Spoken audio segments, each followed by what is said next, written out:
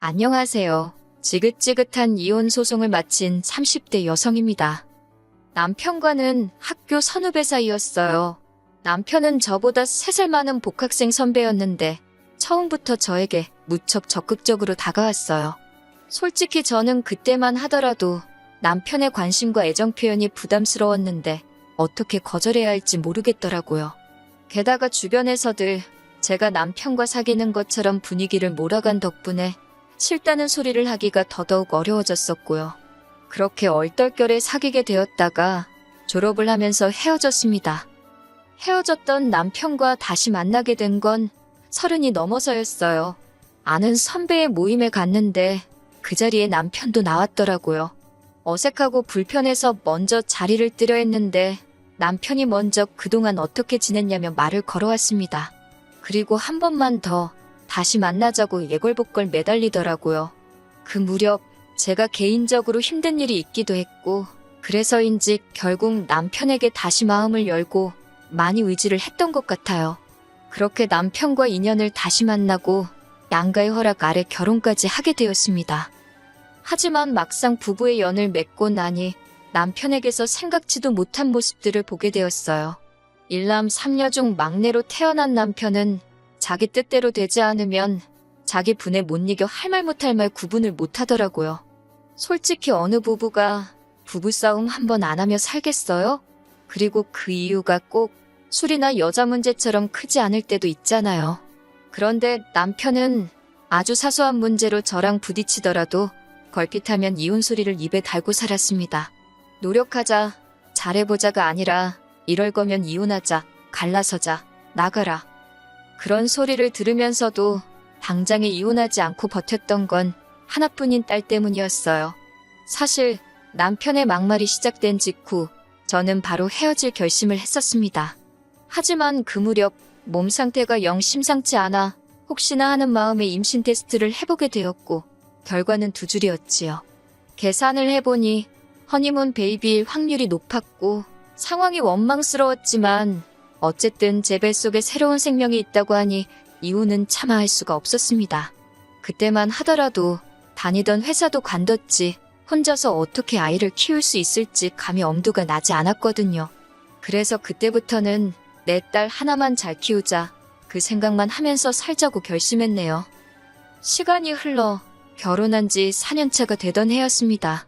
4년 동안 이미 남편의 막말에 어느 정도 익숙해져서 너머라냐 떠들어라 안 듣는다 하고 흘려듣기 일쑤였어요. 처음 작정했던 것처럼 오로지 딸 하나만 보면서 살았네요. 그런 와중 너무나 건강하시고 정정하셔서 90까지도 거뜬히 사시겠구나 싶었던 아버님이 하루아침에 쓰러지시더니 일주일을 버티지 못하시고 돌아가셨습니다. 문제는 장례식을 마치자 어머님께서 대뜸 당신은 제사 안 지낸다고 하시더라고요. 원래도 제사가 없던 집이라서 솔직히 저는 이상할 게 없다고 생각했어요.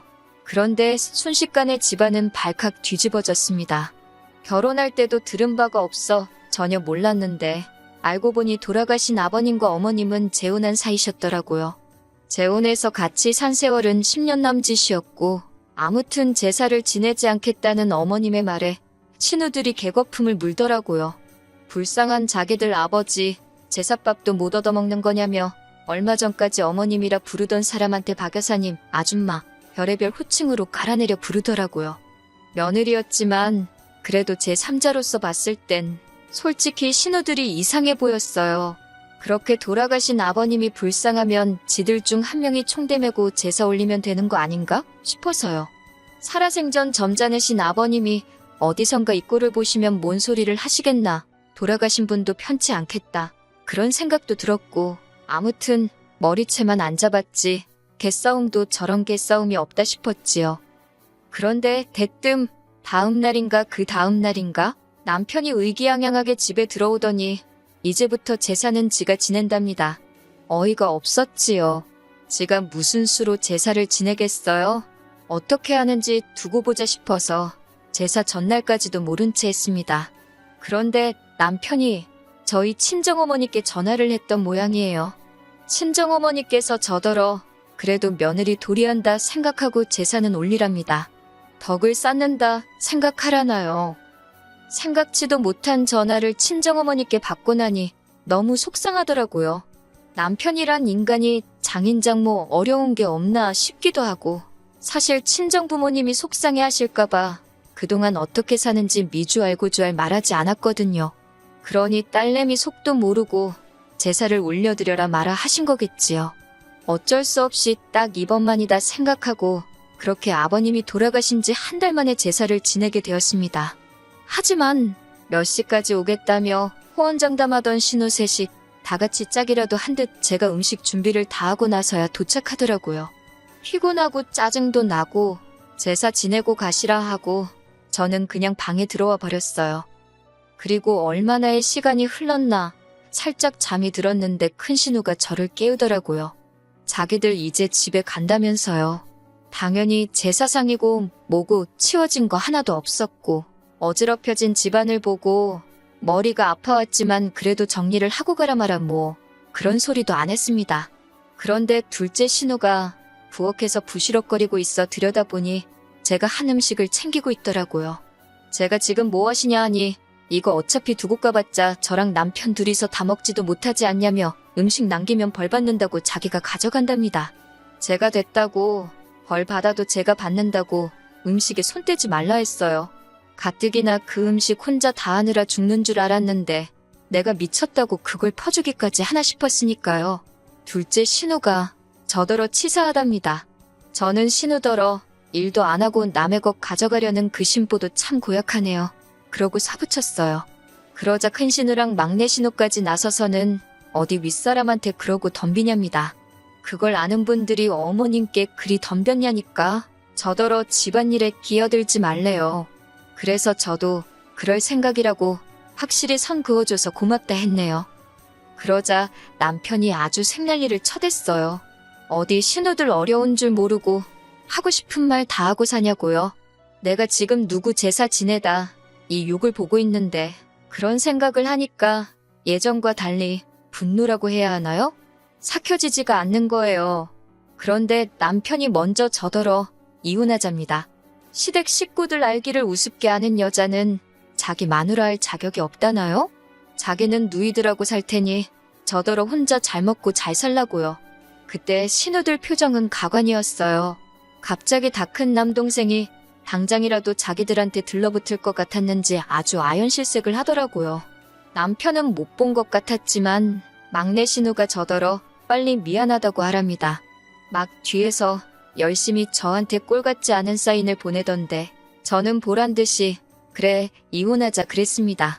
아주 담담하게 이혼하는 게 좋겠다고 했어요. 그러자 이번만큼은 남편도 약간 주춤하는 기세를 보이대요. 그리고 이튿날 남편이 집을 나갔습니다. 처음엔 평소처럼 출근한 줄 알았는데 퇴근할 시간이 지나도록 집에 안 오더라고요. 걱정은 하나도 안 되었지만 그래도 어디 가서 비명행사한 건 아닌가 싶어서 전화는 한번 걸어봤어요. 그랬더니 또 그건 받더군요. 한다는 소리가 자기 기분 풀릴 때까지 안 들어갈 거랍니다. 생활비도 안 줄 거라고 그래요. 어이가 없어서 그냥 빨리 협의 이혼하고 깔끔하게 갈라서 자니까 그건 싫다면서 자기 없는 동안 제가 뭘 잘못했는지 반성하랍니다. 어이가 없어서 전화기에 대고 신나게 웃은 다음에 제발 집에 들어오지 말라고 했어요. 이후로 저는 친정부모님에게 그동안 제가 겪은 일을 털어놓았습니다. 전에는 그래도 시집간 맏딸이 부모님 걱정시키는 건 자식된 도리가 아니다 싶어서 어지간한 일은 말씀드리지 않았거든요. 부모님께선 제 이야기를 들으시곤 말 그대로 당신들 가슴을 내리치셨습니다. 앞으로 어쩔 거냐고 물어보시길래 일단 직장을 알아볼 생각이라 했어요. 남편인지 뭔지 그 작자가 언제 집구석에 기어들어올지도 모르겠지만 더 이상 그 인간 돈 한 푼도 쓰기 싫다고요. 이후로 친정의 아이를 맡기고 저는 회사를 다니기 시작했습니다. 사실 저희 딸이 10달을 채우지 못하고 8개월 만에 세상 구경을 했어요. 그렇다 보니 처음부터 돈이 좀 많이 들어가게 되었는데 남편 벌이가 괜찮았거든요. 저한테 좋은 남편은 아니었지만 아이한테는 경제적으로 좋은 아빠였지요. 그래서 솔직히 치사하고 더러울 때도 있었지만 그래도 돈 타서 쓰는 죄다 생각하고 어거지로 참고 살은 거예요. 하지만 이혼하자는 소리가 안 먹히니까 결국엔 돈 가지고 이러는구나 싶어서 하루라도 빨리 어떻게든 경제적으로 자리를 잡아야겠다 싶었네요. 그리고 이후로 저는 남편에게 단 한 차례도 연락하지 않았습니다. 한 달, 두 달이 지나도록 아무런 반응도 보이지 않았지요.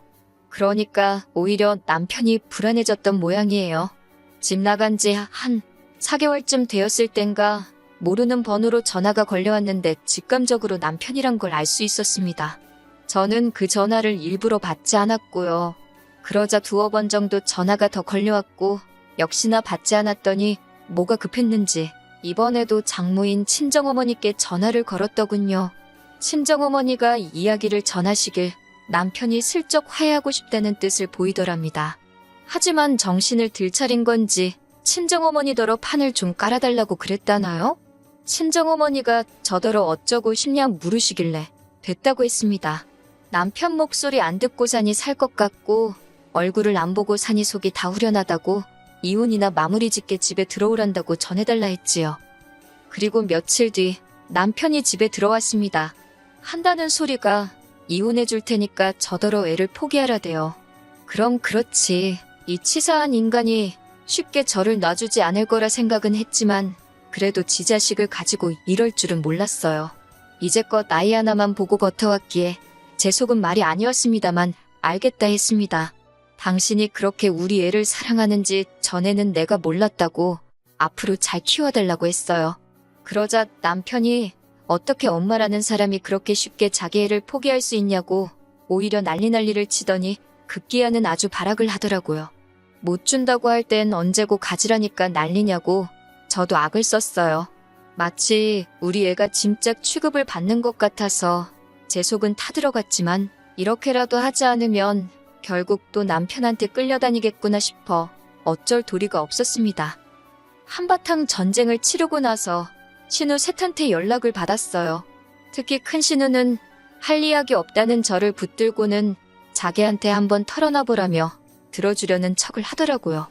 에라 모르겠다는 심정으로 결혼 직후부터 남편이 보인 행동들과 막말들을 다 이야기했습니다.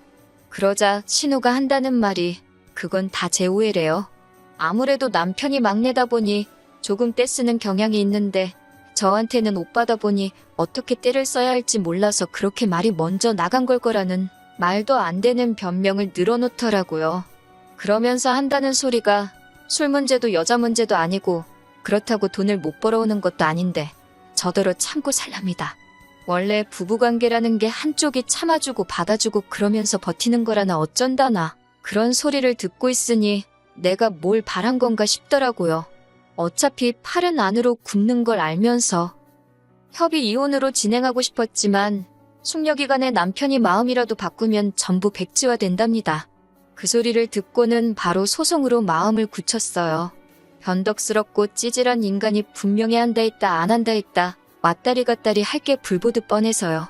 그제서야 남편은 위자료까지 뺏기게 생겼다 싶어서인지 제 앞에서 싹싹 빌었습니다. 두 번 다시는 이혼의 이응자도 입에 담지 않겠다며 저 없으면 못 산다나요. 그런 남편에게 나는 당신이 없어야 산다고 사부쳤습니다. 그리고 그동안 이혼하자 소리 입에 달고 산 거, 생활비랑 얘 가지고 협박한 거, 그런 게 다 증거로 인정을 받아서 제가 이기면서 이혼 소송이 마무리되었습니다. 여기 이렇게 짧게 적어서 그렇지 솔직히 1년이나 걸렸어요. 아, 양육권도 제가 가지고 왔습니다. 물론 애 아빠다 보니 어쩔 수 없이 한 달에 한두 번은 애를 보여주기 위해 만날 수밖에 없지만요. 원래는 이혼하기까지의 과정에서 본의 아니게 친정부모님께서 고생을 하게 만들었었지요. 아이 데리고 집 나와 사는 동안 제가 일 나가고 부모님이 아이를 케어해 주셨거든요. 그런데 이제는 이혼도 했고 양육비도 남편한테 꼬박꼬박 받게 되었으니 부모님 집에서 나오게 되었고 지금은 아이랑 둘이서 지내고 있습니다. 남편과 이혼하게 된 걸 누구 탓을 할 순 없지만 그걸 가지고 저희 부모님이 고생하실 필요도 없다고 생각하거든요.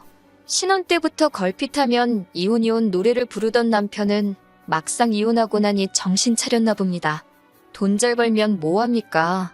아버님 돌아가시자마자 어머님은 핏줄도 아닌 자식들과는 진작에 연을 끊었으니 막상 혼자 살게 되니 밥이고 집안일이고 다 자기가 하게 되었으니 불편해서 저러는 게 분명하다는 생각이 들더군요. 그렇게 우기던 아버님 제사는 앞으로 지가 스스로 준비하려나? 아니면 지 누이들이 제 시간에 와서 도와주려나 의문이네요. 아이를 아빠 없이 키우고 싶지 않아 참아왔었는데 이혼하고 나니 별거 아니더군요.